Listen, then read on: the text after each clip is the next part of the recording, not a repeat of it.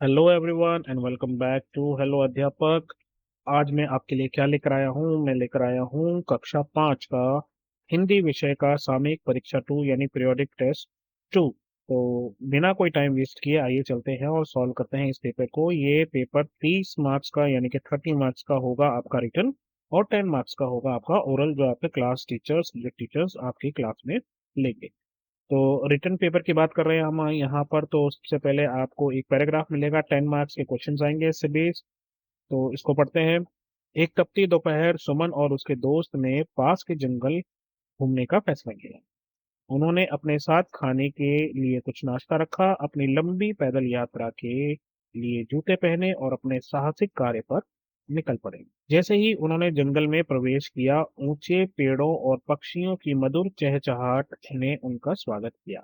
उन्होंने एक संकरी यानी कि पतली पगडंडी पर जाने का निर्णय लिया। पगडंडी जिसपे लोग चलते हैं पैदल, इसको पगडंडी बोलते हैं, जो उन्होंने जंगल में और अंदर ले गई। सुमन ने रास्ते में खिले हुए रंग बिरंगे जंगली फूलों को देखा। अचानक उन्हें सरसराहट की आवाज सुनाई दी। उन्होंने पीछे मुड़कर देखा तो झाड़ियों के बीच में एक हिरन शालीनता से उछल रहा था। उत्साह से उन सब ने अपनी खोज जारी रखी और एक ठंडे पानी के झरने के पास आ गए। उन्होंने अपने पैरों को ठंडे पानी में डुबोया और एक दूसरे पर चंचलता से छींटे मारी। कुछ देर आराम करने के बाद वे अपने वन भ्रमण की साहसिक यादों को संजोते हुए और अपने ऊपर गर्व महसूस करते हुए घर वापस आ गए। तो अब यहाँ पर कुछ क्वेश्चन है इस पैराग्राफ के बेस के ऊपर। सुमन और उसके दोस्त ने कहाँ जाने का फैसला किया? तो वो जंगल में गए थे। उन्होंने खाने के लिए क्या रखा? तो उन्होंने खाने के लिए नाश्ता रखा था। तो इस तरह से आप लिख सकते हो, सुमन और उसके दोस्तों ने जंगल में घूमने का फैसला किया और उन्होंने खाने के लिए कुछ नाश्ता रखा था। उसके बाद ऊंचे पेड़ों और पक्षियों की डैश चहचहाट ने उनका स्वागत किया। कैसी थी चहचहाट? हमने देखा था मधुर चहचहाट थी। अचानक उन्हें कैसी आवाज सुनाई दी? अचानक उन्हें सरसराहट की आवाज सुनाई दी। उन्होंने अपने पैरों को किसमें डुबोया? तो उन्होंने अपने पैरों को पानी में डुबोया था। उन्हें झाड़ियों के बीच कौन नजर आया? तो उन्हें झाड़ियों के बीच में एक हिरन नजर आया था। फूल का एक पर्यायवाची लिखो। पर्यायवाची यानी सेम मीनिंग। तो फूल का होता है सुमन। और अनुच्छेद में से ढूंढकर एक सर्वनाम लिखो। सर्वनाम क्या होते हैं? जो संज्ञा की जगह इस्तेमाल होते हैं, जैसे मैं, तुम, आप, वो, वह, उन्हें, उन्होंने। तो यहाँ पर हम उन्होंने लिख देंगे। पैराग्राफ में बहुत सारे हैं, आप वैसे कोई भी लिख सकते हो। इस तरह से आप ये सारे आंसर लिख सकते हैं। ऊंचे पेड़ों और पक्षी की मधुर चहचहाहट ने उनका स्वागत किया। अचानक उन्हें सरसराहट की आवाज सुनाई दी। उन्होंने अपने पैरों को ठंडे पानी में डुबोया। उन्हें झाड़ियों में एक हिरन नजर आया। फूल का पर्यायवाची सुमन है और अनुच्छेद में से ढूंढकर हमने सर्वनाम लिखा है उन्होंने। उसके बाद सुमन अपने दोस्तों के साथ किस मौसम में घूमने गई थी? किस मौसम में घूमने गई थी सुमन? तो सुमन अपने दोस्तों के साथ गर्मी की एक तपती दोपहरी में गई थी। उसके बाद एक क्वेश्चन है वचन बदलो। वचन बदलो में हमें झरना जो है इसका वचन बदलना है, तो झरना का वचन हम बदलेंगे झरने। उसके बाद हम पहुंच गए गद्य पद्य। यहाँ पर आपको 3 क्वेश्चन मिलेंगे जिनके आपको आंसर लिखने है। बाघ आया उस रात कविता के कवि का नाम लिखो। तो इस कविता के कवि का नाम है नागार्जुन। मेडल से चूड़ियां बनवा लेने पर दादी ने बुआ को महामूर्ख क्यों माना?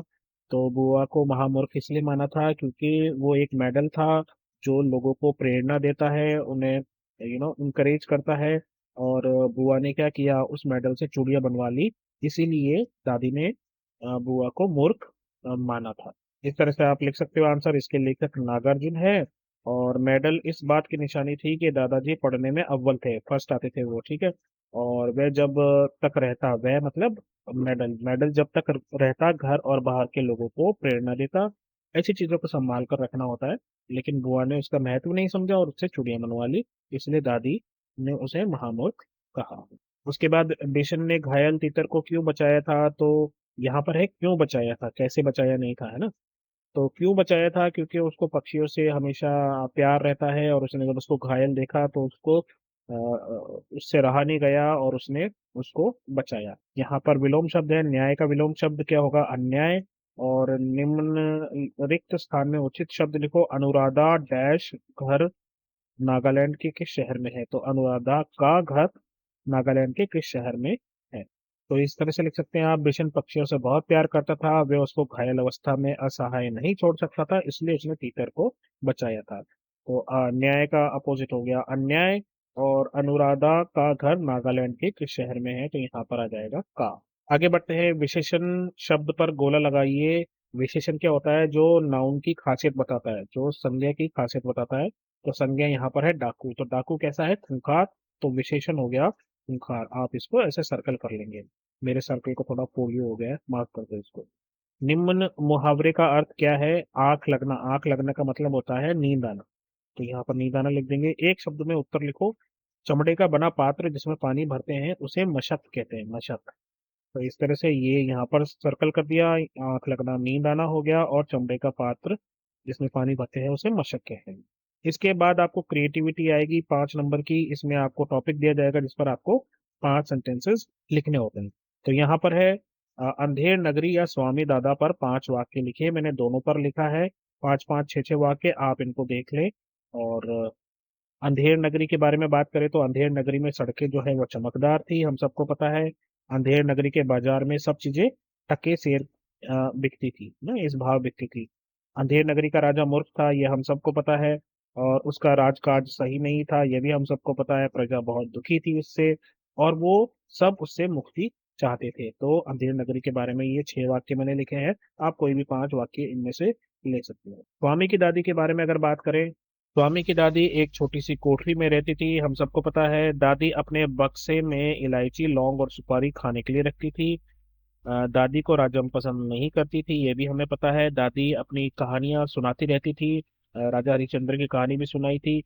और उनके पास 5 दरिया थी, 3 चादरें थी, और भारी भरकम बिस्तर और 2 बक्से थे। ये सब जो है स्वामी की दादी के बारे में लिख सकते हैं। उसके बाद वर्तनी यानी कि स्पेलिंग आपको, वोकेबलरी आपको 5 मार्क्स की आएगी। तो यहाँ पर है सही शब्द पर गोला लगाओ। मुहूर्त जो है वो सही वर्ड कौन सा है, मुहूर्त होता है या मुहूर्त होता है, तो मुहूर्त होता है। तो दिस इज करेक्ट आंसर, इसको सर्कल कर लेना। अक्षरों को जोड़कर लिखो, खुश और किस्मत, तो यहाँ पर आ जाएगा खुशकिस्मत। शब्द को शुद्ध करके लिखो। जख्मी नहीं होता, ये जख्मी होता है, जख्मी। तो नीचे यहाँ आ जाएगा ज, और ये ख आ जाएगा और जख्मी हो जाएगा। उसके बाद शब्द को पूरा करके लिखो। ऊल जलूल, तो ये वाला बड़ा वाला आएगा, है ना, ऊल जलूल। और यहाँ पर जो वर्ड है वर्णों को उचित क्रम में लगाकर अर्थपूर्ण शब्द बनाओ, तो ये बनेगा अनबुझ। मैं आपको लिख के दिखाता हूँ। इस तरह से आप इसको कर सकते हैं। यहाँ पर आप देखिए, मुहूर्त को टिक कर दिया है, खुशकिस्मत लिख दिया है, जख्मी के नीचे जख्मी कर दिया है, और उलूल जलूल कर दिया है, और ये अनबुझ कर दिया है। और आपका जो पेपर है वो यहीं पर कंप्लीट होता है। मुझे उम्मीद है आपको पेपर समझ में आया होगा। तो अभी के लिए बस इतना ही दोस्तों। अपना ध्यान रखें, मम्मी पापा का कहना माने, और जब भी कोई प्रॉब्लम हो नॉक कीजिए और बोलिए hello Adhyapak, take care, bye bye, have fun, all the best for your exam.